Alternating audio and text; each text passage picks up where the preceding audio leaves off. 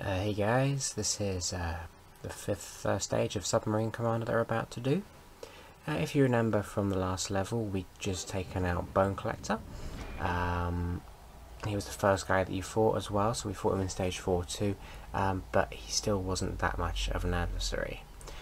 So let's go to the battery salon and see what the Dockmaster has to say about that.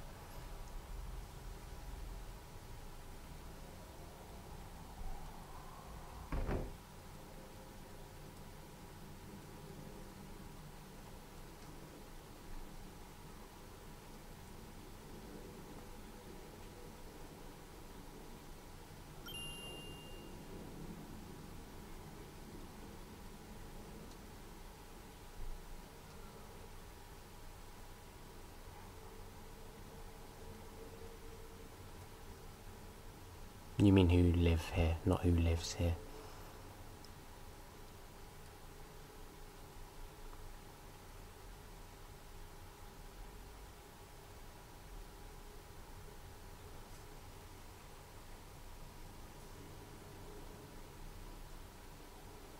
Kind of makes you wonder how someone who's this illiterate can command the whole of Plant 9.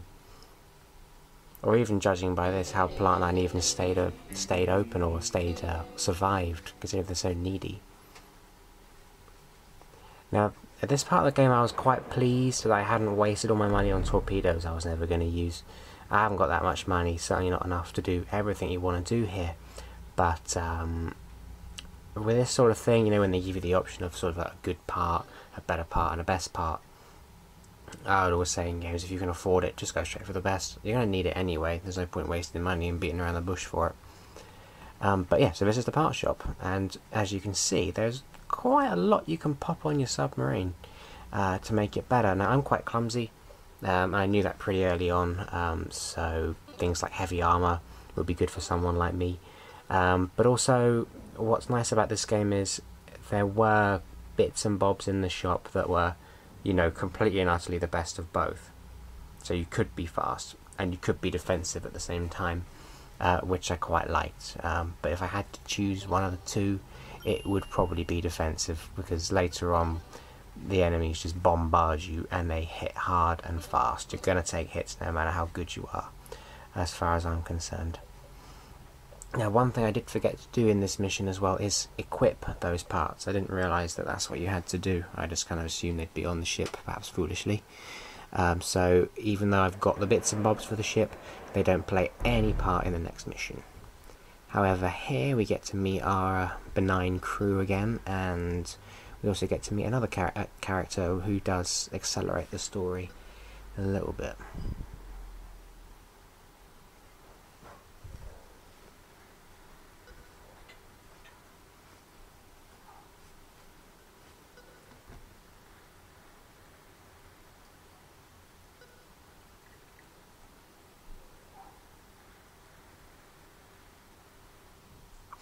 Now, that's another thing about this game, and I think I may have mentioned it in my Remember This Game video, that you do need to manually accelerate the story as you go through. Now, the only way you do that is sometimes by talking to people multiple times, something that the game never prompts you to do.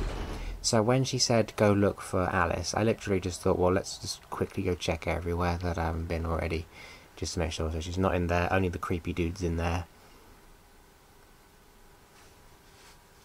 This isn't Alice, but this is her first mate, I think. One of the few times there's something interesting on the wharf. So we'll go back round. But anyway, and now she's back here. It would have been nicer if she was just here, but I'm not complaining, it's a great game.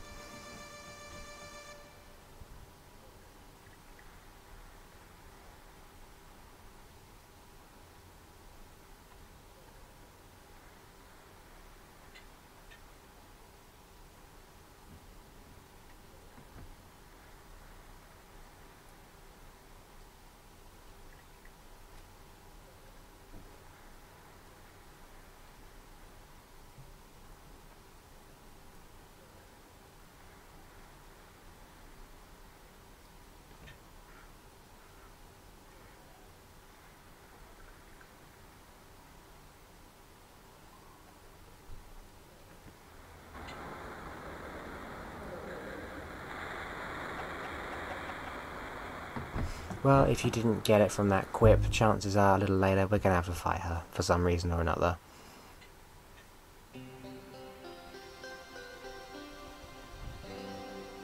That's not money. But because the story is, it's more like a cartoon strip, isn't it, really? Nothing moves. Kind of leaves a bit to the imagination, so I assume that they gave that woman gave the lady at the bar a tree as payment. But let's see what Dockmaster has for us to do now. Oh, there's a surprise.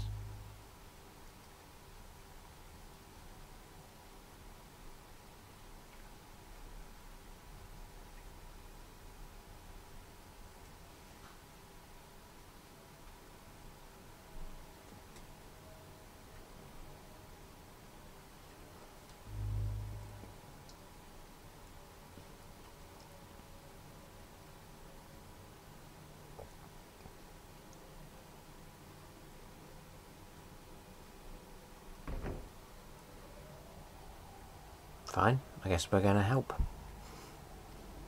In this mission, you do actually have the choice of which target you go for. I haven't played through the game multiple times, so I don't know if it made any difference what sort of order you do it in or how you do it, but this seemed to work for me. Now you see here I should have gone to reconstruction, I should have put those bits on the submarine, but not to worry. This enemy is quite interesting, and it's quite funny because the stats that it comes up with quite early on are quite intimidating, but you learn quite quickly that brute force and power aren't everything in this game.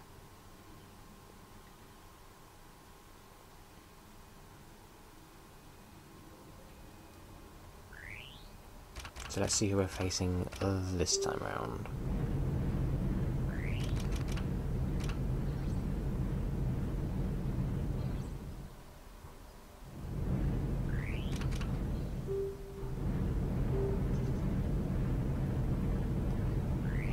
Alright, so just using the same strategies as last time. Just wide beam, wide, and then just beam, beam, beam until you find your target. Now this one has double the amount of launch tubes I do. It's a big submarine. You get near it and this thing is enormous.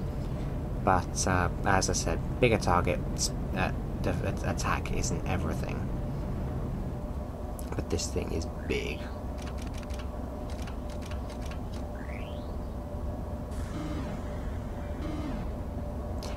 And I do think that if I got hit by all 8, since I hadn't put anything on the submarine, I could be sunk by that.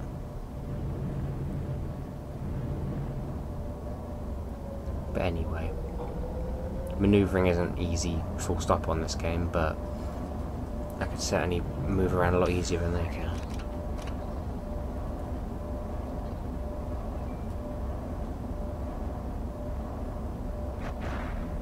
Obviously big ship means big armour, so it's going to take a few goes. But now we've really got the upper hand, we're behind them. Although that does happen quite a lot. You've got to just mark the target every now and then, even though there's no way you would lose something that size, but hey, I haven't been in a real submarine.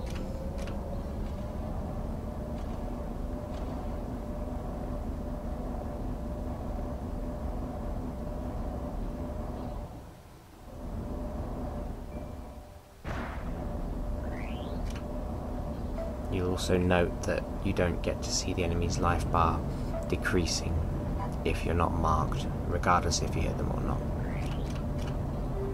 It doesn't take a genius to realise that the only square that moved in an odd direction is my opponent, so let's just chase that around. This is what does seem to happen in a lot of fights. I'm going to play it pretty much at normal speed here, but after this one, if this does happen again, I will just fast forward the video a bit. But I kind of left this one in just to show you what it's like.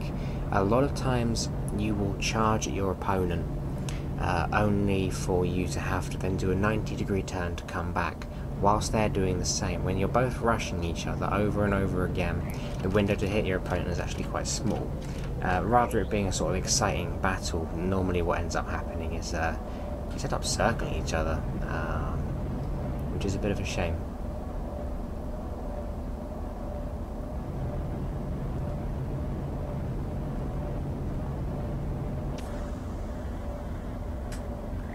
But in saying that, I mean, it's always very satisfying to take your opponents down on this game. I can't really explain why.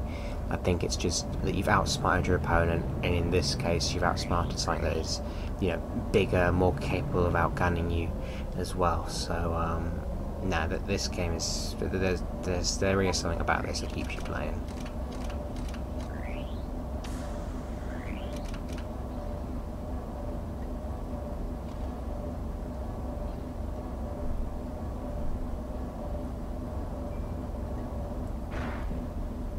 Another direct hit.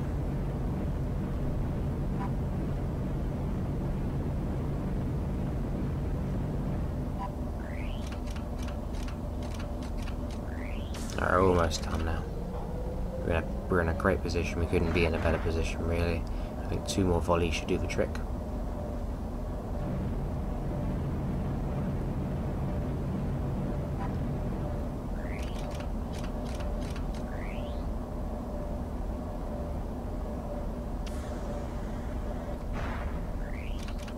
One more, maybe?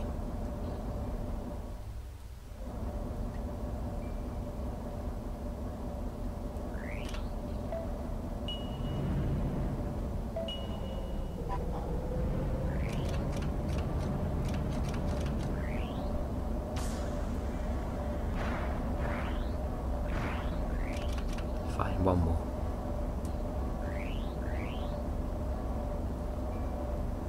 We got this in the bag now, there's nothing they can do.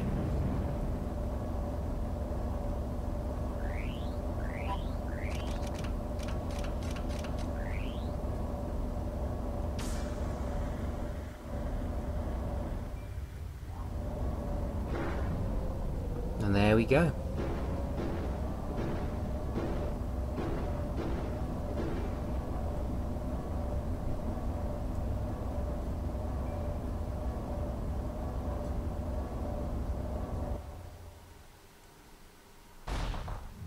Excellent. Okay, well, yeah, so that's the end of stage 5. Join me for part 6.